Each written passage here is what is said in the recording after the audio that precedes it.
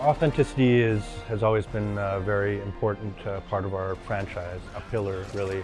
And on the art side, in order to really achieve an authentic game, we need to do a lot of research online. We talk to historians, we talk to the community quite a bit. Unlike Co. 1 and 2 in previous games, things like damage and wear and tear was kind of baked down into the vehicle. So you'd have your Panzer and it would have some grit and dirt, and that was just baked on the unit. What we're doing this time is we've actually invested heavily in this complex vehicle shader. And what that allows us to do, weathering, charring, and damage. So your vehicles are affected by the environment now. Over distance, when you're driving across the map with your Sherman tank, the type of dirt that you would see on the terrain is the same dirt that will start to appear on your vehicle. So from the ground up, that stuff will start to appear. The next aspect of that is the damage. We actually have regions defined on vehicles. High impact damage coming from artillery. You're going to start to see those bullet impacts showing up. You'll see the damage on your vehicle, depending on where you're hit. You know, when I'm looking at Co3 and ways that we can infuse story into our art, vehicles comes up a lot. For example, things like the attachments, accessories that we put on vehicles, from soldiers' helmets to backpacks, you know, bedrolls, that kind of thing.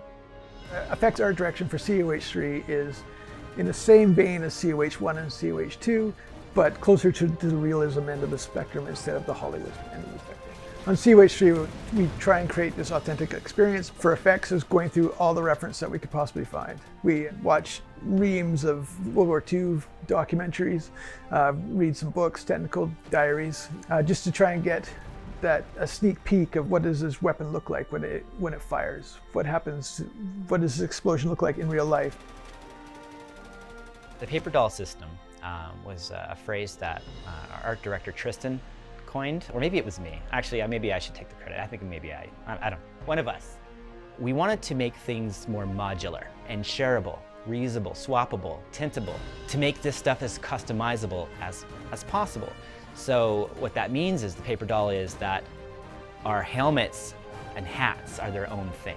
The torso, the jackets, the shirts, the sweaters, that's their own thing. We actually take it even to a more granular level, to the level of the patches on the uniforms. The American might be part of a certain division, and we can actually swap the patches out.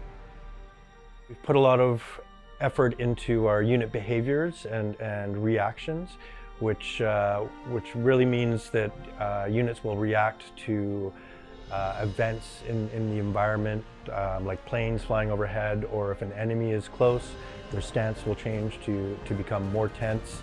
They will react to explosions, and small arms fire a lot more than they did in the past.